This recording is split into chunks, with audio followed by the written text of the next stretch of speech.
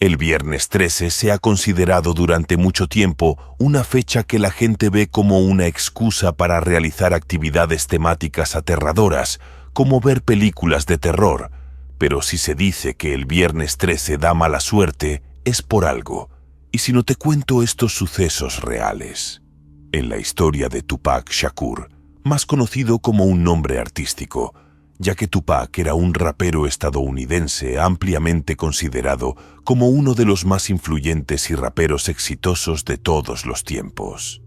Tupac fue posiblemente responsable de algunos de los versos de rap más memorables de la historia, aunque gran parte de su notoriedad se produjo después de su impactante muerte, a mediados de la década de los 90. Tupac estaba en Las Vegas celebrando el cumpleaños de su socio comercial y una noche, mientras estaba allí, asistió al combate de boxeo de Bruce Seldon contra Mike Tyson con Suge Knight en el MGM Grand esa misma noche. Alrededor de las 11 de la noche, mientras que en un semáforo, un sedán Cadillac blanco de 4 puertas se detuvo en el lado del pasajero del vehículo de Tupac y un ocupante disparó rápidamente contra el automóvil. Fue alcanzado 4 veces, una en el brazo, una en el muslo y 2 veces en el pecho, con una bala entrando en su pulmón derecho. Tupac murió por las heridas 6 días después, el 13 de septiembre, que era un viernes. El caso no se resolvió y la gente sospechaba del francés Knight e incluso el rapero Biggie Smalls, pero recientemente, el 29 de septiembre de 2013, Dwayne, de 60 años, fue acusado del asesinato de Tupac. Dwayne no está acusado de ser quien apretó el gatillo esa noche en Las Vegas, pero sin embargo está acusado de haber sido quien dio el golpe a Tupac. El juicio aún está en progreso. Solo si te atreves, quédate al siguiente relato. Mucha gente se negó a volar el viernes 13 y sí, eso puede deberse a pura superstición. Entre algunas personas ha habido algunas tragedias en el aire ese día de octubre del 72. El viernes 13, un avión que se dirigía a Chile se vio obligado a volar. Se estrelló en las montañas de los Andes. El vuelo transportaba a 45 pasajeros, incluidos 19 miembros del antiguo equipo Christians Club Rugby Unión, junto con sus familiares, seguidores y amigos. 3 miembros de la tripulación y 9 pasajeros murieron inmediatamente. Varios más murieron poco después debido a las gélidas temperaturas y la gravedad de sus heridas. Los supervivientes del accidente usaron los restos del avión para calentarse y finalmente se vieron obligados a canibalizar y comerse a los pasajeros fallecidos para sobrevivir. Se envió un equipo de rescate, pero la misión se canceló después de 10 días. Sin embargo, 72 días después del accidente, ya que el clima mejoró con la llegada de finales de la primavera. 2 sobrevivientes escalaron un pico de montaña de 4.700 metros sin equipo y caminaron durante 10 días hasta Chile para buscar ayuda, recorriendo un total de 40 millas. Los 2 hombres pudieron alertar a las autoridades que todavía había 16 sobrevivientes atrapados en las montañas y que condujeron a su rescate, pero lo crean o no, exactamente el mismo viernes 13 en que se estrelló este avión, la misma fecha exacta, fue otro accidente aéreo que mató a los 164 pasajeros y 10 tripulantes del vuelo Aeroflot. El avión necesitaba aterrizar debido a condiciones climáticas horribles, pero se estrelló al aterrizar en Rusia a solo 3 millas de la pista. No se pudo determinar la causa exacta del accidente, pero se especula que tuvo que ver en gran medida con un simple error humano. En cuanto a las bajas, es uno de los peores accidentes aéreos en la historia. Estos incidentes son increíblemente raros. Tal vez haya una razón por la que los vuelos son más baratos el viernes 13. Si no eres supersticioso, tal vez valga la pena. Solo si te atreves, quédate al siguiente relato. Ahora nos trasladamos del cielo al mar mirando el desastre de la costa de Concordia. El viernes 13 de enero de 2012, el barco de cruceros Costa Concordia, de 8 años de antigüedad, acaba de salir de Cetoia, Italia. Aproximadamente a las 7 de la tarde, a bordo había 1000 tripulantes y 3000 pasajeros.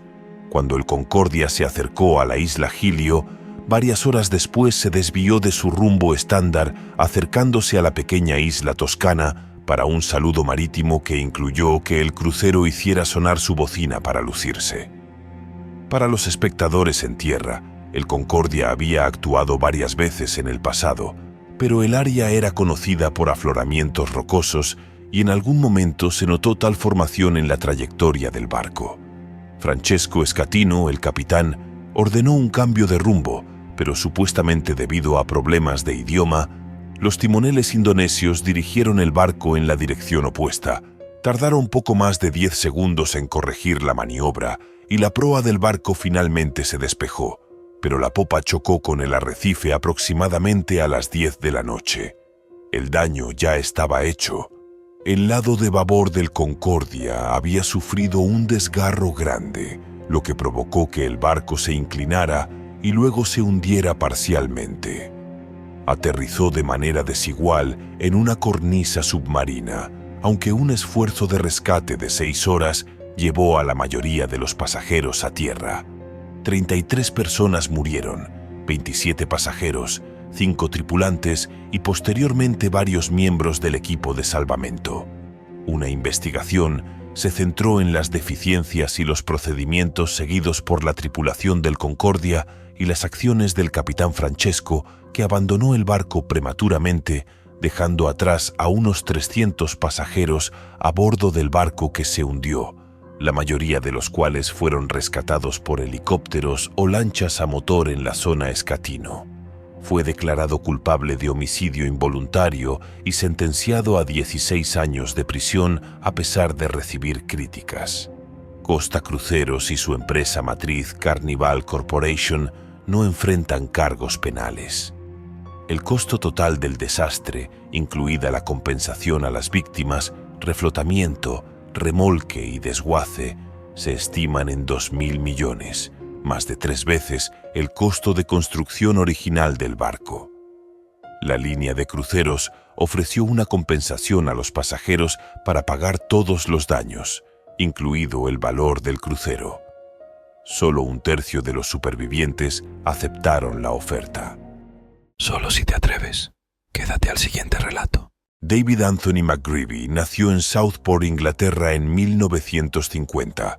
Hijo de Bella y Thomas McGreevy, David era el segundo mayor de 6 hermanos. El padre de David era sargento en el ejército británico y pasó gran parte de su infancia moviéndose de una base militar a otra. Esto podría significar que un año estaba siendo educado en una escuela militar en Inglaterra y el siguiente en Alemania. Según la madre de David, vivir en Alemania fue su época más feliz. La madre de David, Bella, dijo más tarde que solo podía recordar un incidente infantil preocupante, ya que, por lo demás, David supuestamente se portaba bien. En el 67, David, de 18 años, dejó la escuela y se alistó en la Marina Real. Sin embargo, fue despedido de la Marina en agosto del 71, después de ser mariscal de la corte por iniciar un incendio que destruyó un comedor. Luego David volvió a vivir con sus padres, pero esta vez su vida se estaba desmoronando ya que su prometida rompió con él y lo despidieron de varios trabajos. Por esta razón sus padres se cansaron de él y lo echaron, por lo que David recurrió a su amigo Clive Kenneth Ralph, quien lo llevó a bordo con él y su esposa Dorothy, y sus 2 hijos pequeños, Paul y Dawn. Habían sido amigos de la escuela. Había una diferencia de edad de 5 años entre ellos. Se habían casado en septiembre del 68, cuando Dorothy tenía 16 años y estaba embarazada de Paul. En el momento en que David se mudó con ellos, Dorothy estaba embarazada de su tercer hijo, Samantha. Cuando ella nació, Clive y Dorothy estaban ocupados trabajando y David actuó como niñera para los niños. Los Ralph lo consideraban una persona que amaba a los niños, así que lo que pronto sucedería fue nada menos que inesperado y horrible. El viernes 13 de abril de 1973. Clive recogió a su mujer del trabajo, quien había salido tarde de casa con los niños dormidos. Cuando la pareja llegó a su casa, la policía ya estaba allí y los escoltaron a la comisaría, donde les contaron la horrible verdad de que sus hijos habían sido asesinados. Entonces, ¿qué pasó? Bueno, David era conocido por ser un bebedor y a veces un borracho violento. Había ido a un pub cercano esa misma noche con un amigo. Tomaron 7 pintas de cerveza. Los 2 hombres habían jugado a las cartas y a los dardos, aunque se produjo un pequeño altercado antes de salir del pub. Clive recogió a David del pub y lo llevó a cuidar a los niños mientras Clive iba a buscar a su mujer al trabajo. En algún momento borracho, se enfureció con los niños, comenzando con la bebé Samantha, que había estado llorando por su biberón. David mató violentamente a los 3 niños, cada uno de una manera diferente pero brutal, después de matar a los 3 niños. David bajó al sótano y cogió un pico para mutilar aún más sus cuerpos. David fue arrestado por la policía a las 3 de la tarde, caminando por una carretera cerca de la casa de Ralph. Después de su arresto, David inicialmente negó cualquier responsabilidad, pero varias horas más tarde admitió los asesinatos y su único razonamiento repugnantemente explicado fue simplemente que el bebé estaba llorando. David fue sentenciado a múltiples cadenas perpetuas con un mínimo de 20 años y en prisión fue sometido a frecuentes abusos por parte de otros prisioneros y pasó la mayor parte de sus 45 años tras las rejas en condiciones protegidas. En diciembre de 2018, una junta de libertad condicional absolvió a David, comunicando que declara que había cambiado significativamente y que ya no era un riesgo. Y así concluye nuestra inquietante historia. Espero que hayas disfrutado de este relato tanto como nosotros al contártelo. Si te ha gustado este vídeo y estás emocionado por seguir descubriendo historias inquietantes, te animamos a darle like, suscribirte a nuestro canal y compartir este contenido con tus amigos y familiares. No te pierdas nuestras próximas historias misteriosas.